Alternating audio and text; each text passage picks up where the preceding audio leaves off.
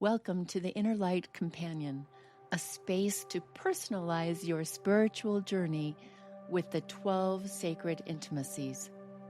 I'm Tamara Ridge, your companion and guide.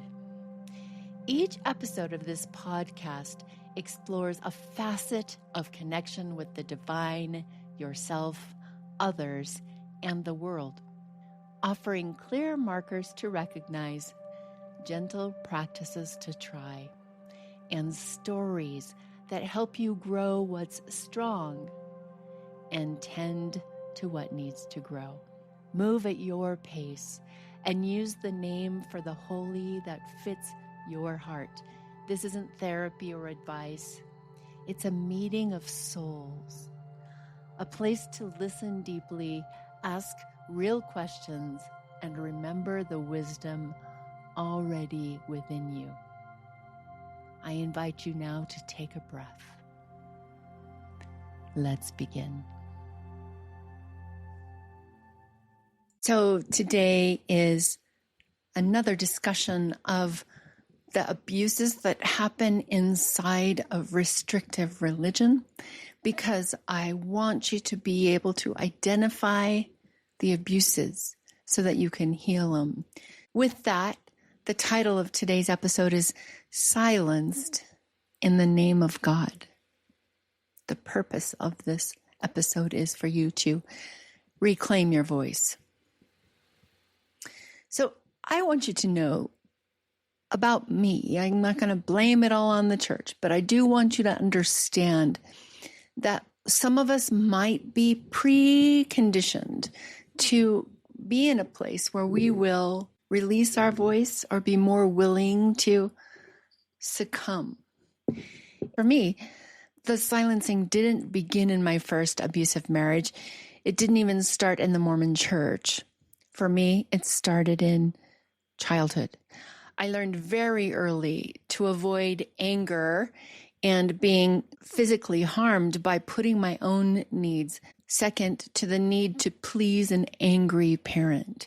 I became very, very, very good at watching for the expectations of other people and complying in a way that secured more of my safety. But this is how oppressive systems work. They train you young. They teach you that your voice is dangerous, that your needs are threats, that silence equals survival. I think back to the years that I played the piano in primary. Several well-known songs have explicit themes of obedience and compliance. Choose the right when the choice is placed before you. In the right, the Holy Spirit guides. So this is a song called Choose the Right. It encourages children to always choose the right, which is following church teachings. Then Keep the Commandments, another primary song that emphasized, repeatedly stressed the importance of following commandments without question. When my mother calls me, quickly I'll obey. I don't think I remember that tune anymore. But the song is Quickly I'll Obey, and it focuses on prompt compliance and cheerful obedience. Another song called I Will Always Obey. And then Nephi's Courage, which was a very popular song. Children loved it. It was hard to play on the piano, but children loved it, called Nephi's Courage. It references obedience even when things are difficult. I will go, I will do the thing the Lord commands. So most of the songs talk about rewarding obedience with promises of spiritual blessings or closeness to God. Part of the problem is also that the Mormon theology says that when you're obedient, you're also financially blessed.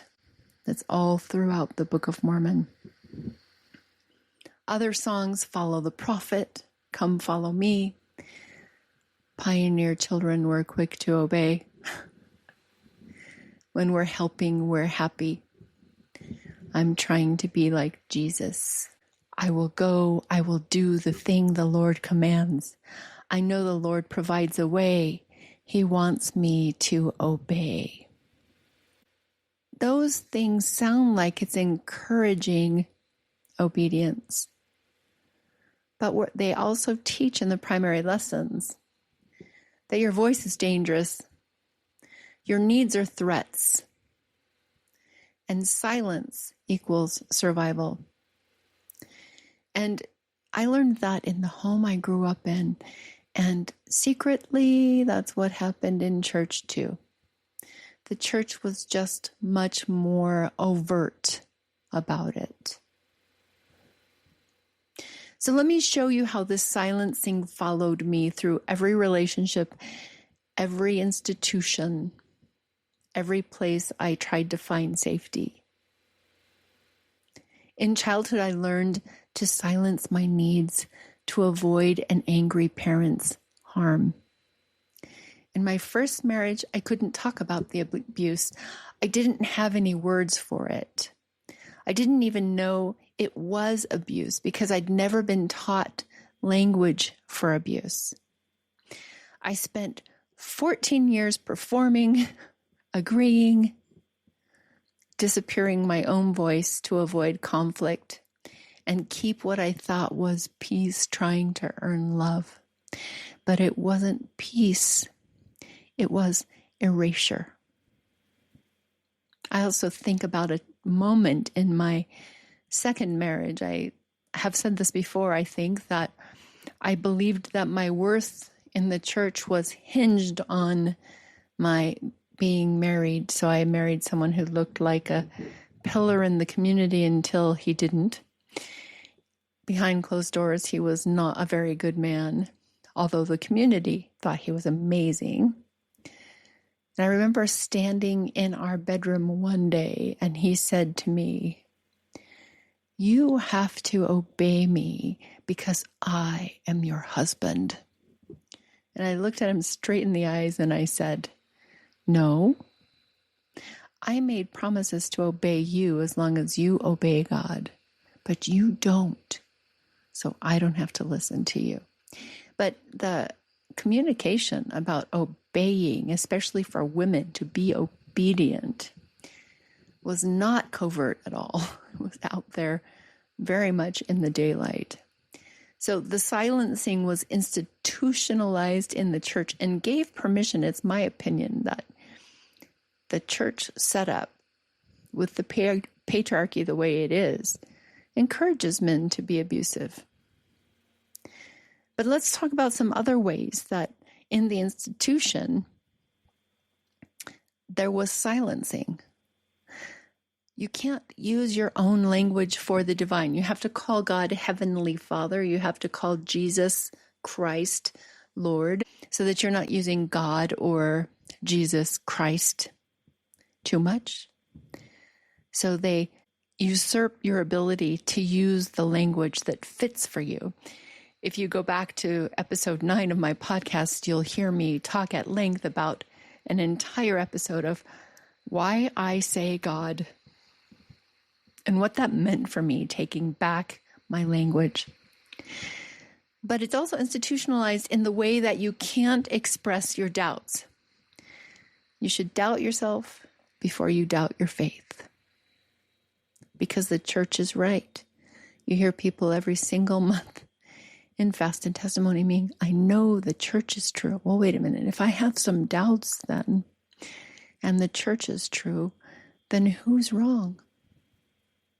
If you have any doubts, you should go pray to know the truth instead of questioning and talking about it when things don't work.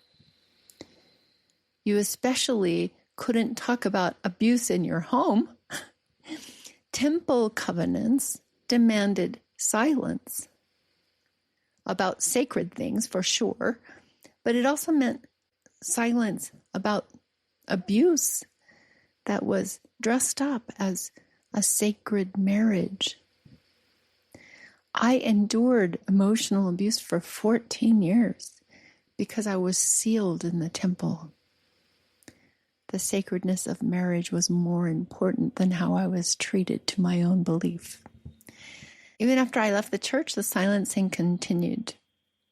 In part of my journey of trying to figure out reconstruction, I did a life confession with a Catholic priest who knew the details of the abusive behavior of my third husband. It was a man who put himself out as a spiritual man, but behind closed doors was very abusive. I revealed everything to this priest that I had suffered. And he said that I needed to return to that husband because, quote, God doesn't allow fourth marriages. So the priest wanted me to go into a monastery. Think about that. What happens in a monastery? It's the ultimate silencing. I certainly wouldn't have been podcasting from a monastery, would I? So from childhood to age 59, every system I encountered tried to take my voice. Let me be really clear about what silencing looks like in religious systems, because it's often disguised as holiness or protection. Number one, so you can recognize this, is language control. You can't use your own words for the divine. Think about that, how ridiculous it is. If you're supposed to have a personal, deep, intentional relationship with the divine, but you cannot call the divine by the name that feels right to you. You can only use approved sacred language. If you say God when they prefer Heavenly Father, you're wrong. If you call it harmful when they call it doctrine, you're being unspiritual. This isn't about reverence. It's about controlling how you think by controlling how you speak. The second way they do that is through emotional censorship. Negative emotions are treated as sin. Anger, doubt, grief, rage, fear. Fear is big. These are worldly. You're taught to put on a happy face, to bear a cheerful testimony, to smile and nod while your soul is screaming. I remember the very last sacrament meeting I sat in. I was sitting in the back row, toward the back row of the pews with my adult developmentally delayed daughter, who also identifies as gay. And she didn't like being there, but we were there because it was, quote unquote, the right thing to do. But I had already been undergoing quite a bit of deconstruction. And I remember the woman who was sitting right in front of me. She had the best Molly Mormon smile. Everyone loved her. But her little son was probably about 7 years old, and he was just wiggling too much next to her in the bench for her liking. So that woman bent down and snarled the meanest words to him to get him to sit still. Awful, mean words that you never want a mom to say to their child. And then she sat up smiling for the rest of the world to see her bright, shiny face. I remember looking around in that chapel and having such a strong impression that people were there because they were scared. They were scared to do the wrong thing. They were scared to say the wrong thing. They were scared to not be there. Now, that may not be true for everyone, but that day, the fear of the people came through to me so strongly. So I turned to my daughter and I said, "Do you want to get out of here?" And she said, "Yes." And I said, "Let's go." Went straight to Target, bought all new underwear, got rid of my Mormon garment that day. Part of the reason that I never fit in is because I could never suppress my emotions. To me, that seemed just inherently wrong. But in this kind of an environment, suppressing emotions, putting on a happy face, bearing a cheerful testimony, smiling, nodding while your soul is screaming. Suppressing your emotions doesn't make you holy. It makes you sick. It makes you sick. 30 years as a therapist, I can tell you that's true. The next way they control your thoughts, your words, communication is with forbidden conversations. You can't talk about your doubts because that's spreading apostasy. You can't talk about abuse in your marriage because that violates the sanctity of the covenant. Maybe you can talk about it with your priesthood leadership, but they're not likely to do anything to help you be safe. You can't talk about problems with church history. That's anti-Mormon literature, and we're taught to stay away from it. You can't talk about your questions about doctrine unless they're, what do we say, not safe for work, unless they're safe for Sunday school. You can't ask serious questions about doctrine because that's lacking faith. But if you can't name what's harming you, you can't heal from it. That's the point of the church, I think. But it's also the point of this podcast, to help you name it so you can heal it. I do know that when you put a layman in a position of a bishop who doesn't have any understanding of mental health or wellness, you might find him counseling people to work on their marriage. You might find him, especially if he's an abusive man himself because he's moved up through this patriarchy, you might find him thinking that women are the problem when the marriage isn't working and the husband is angry. The institution's reputation has to be protected. So your voice, your safety, your sanity, those are expendable. And I want you to think about this. There are very few people that have words for abuse within the church. Maybe this is true for you too. We aren't taught words to talk about abuse.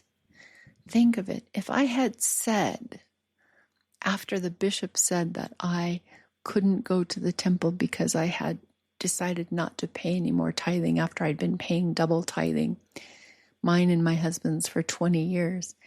If I had gone and told anyone about that, I would be not sustaining the bishop. That's sin. Occasionally, I've met a few people who went to the temple and then came out of the temple and said, oh, hell no, and took off the garments and never went back.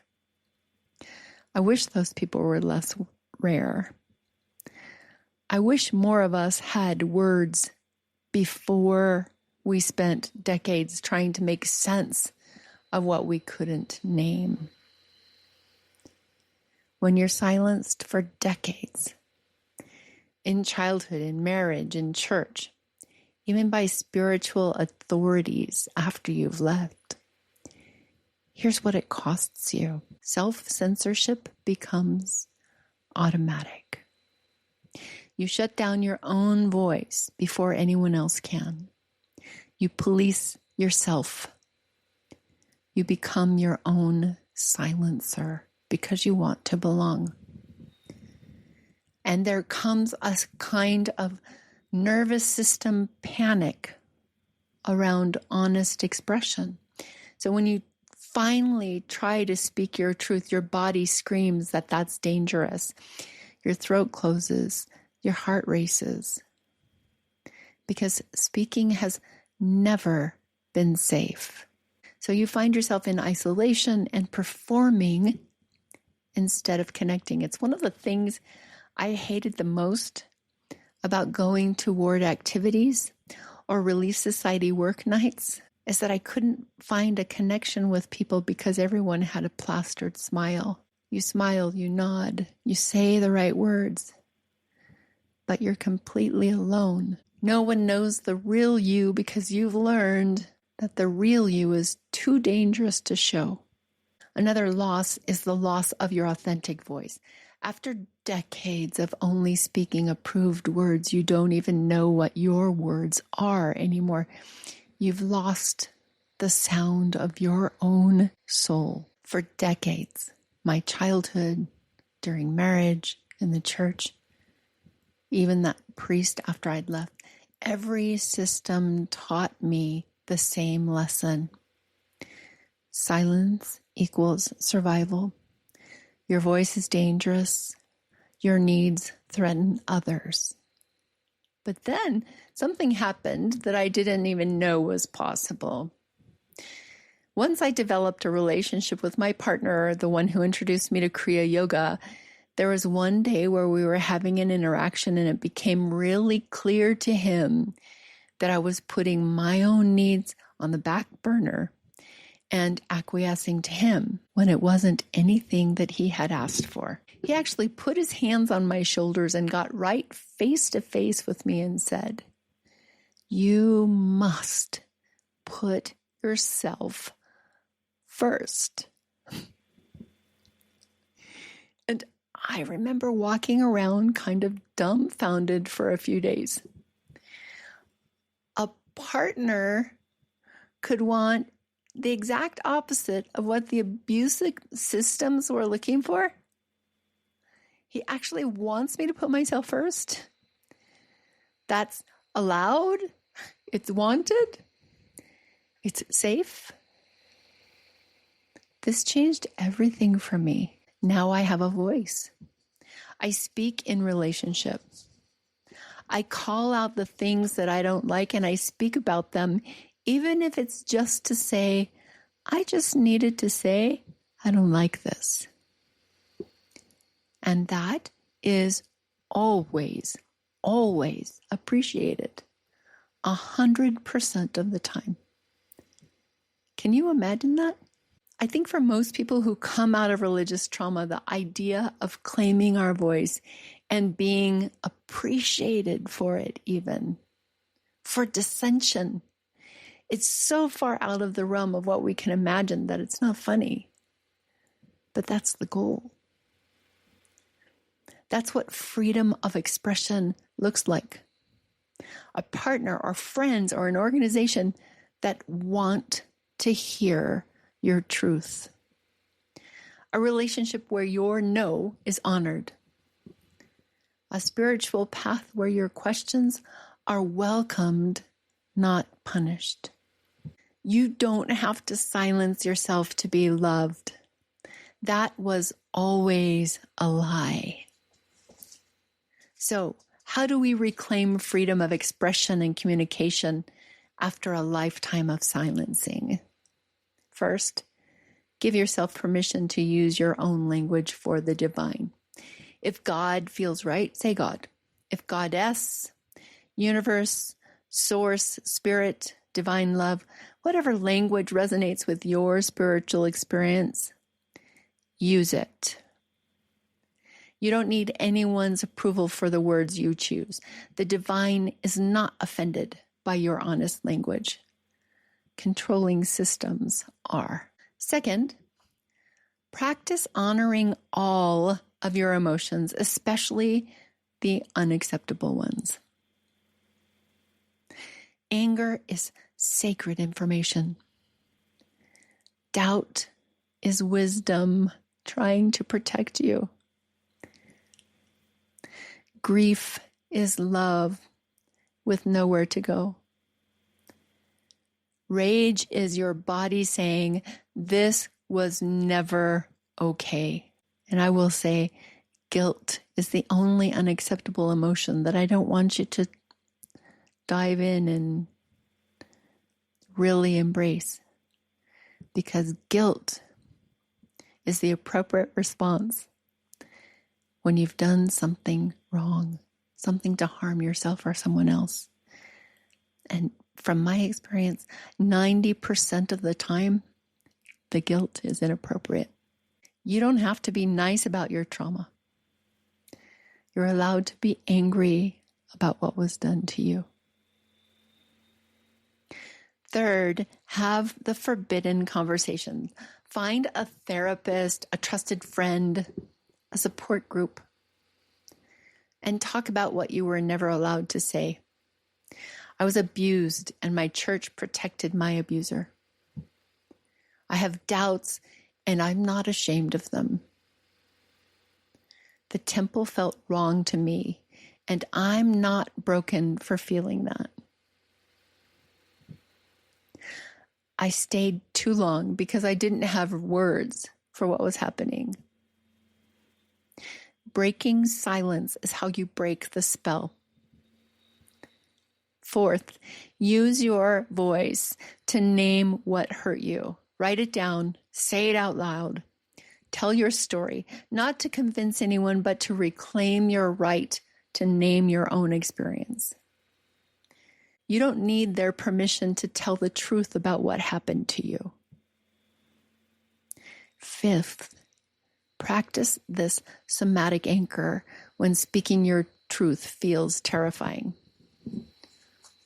Put your hand on your throat and say out loud, "My words are mine. My voice is sacred." Breathe. Fill your throat. This is your voice, not your parents', not your ex-husband's, not the church's, not the priest's, yours. When the panic comes, and it will come, return to this anchor. My words are mine. My voice is sacred. Here's what I've come to know after my 59 years of finding my voice again. God does not require your silence. God does not require performance, approved language, or emotional suppression. Your honest voice, even when it's angry, doubting, grieving, raging, is sacred. God is not served by your voicelessness. True spiritual intimacy requires honest communication with yourself, with others, and with the divine. If your spiritual path requires you to silence your authentic voice, it's not a path toward the divine. It's a path of control. From childhood to marriage to spiritual authorities, even after leaving, every system tried to take my voice. But my voice was never theirs to take, and neither is yours. You're allowed to speak. You are allowed to feel. You are allowed to use your own words for your own experience. The divine has been waiting for your honest voice all along, not the performing one, not the approved one, not the silenced one, the real one. Welcome back to your voice. Welcome back to your sacred expression. God is listening, and so am I. If this episode resonated with you, I'd love to hear your stories. What were you never allowed to say? What words are you reclaiming? Send me a DM on Instagram or Facebook. I read and respond to every message. And if you're ready to go deeper into reclaiming your spiritual freedom, take my Sacred Intimacy Snapshot at innerlightcompanion.com. It's a 5-minute quiz to help you identify where to begin your journey of reconstruction. You can also download my free guided meditation for navigating hard emotions. It's a short practice to help you reconnect with your body's wisdom when processing religious trauma. Friday will be episode 3, Freedom Over Your Own Body, Your body is not church property. Reclaiming bodily autonomy. Until then, keep speaking, keep feeling, keep using your words. You are not alone in this. Thanks for listening. As you step into your day, notice which intimacies stirred for you, and then choose one small practice and let it meet you where you are. You want support? Grab the free Sacred Intimacy Snapshot, and when you're ready, the full Sacred Intimacy Assessment that can guide your next steps. Links are in the show notes. Until next time, walk gently, listen deeply, and trust the light within.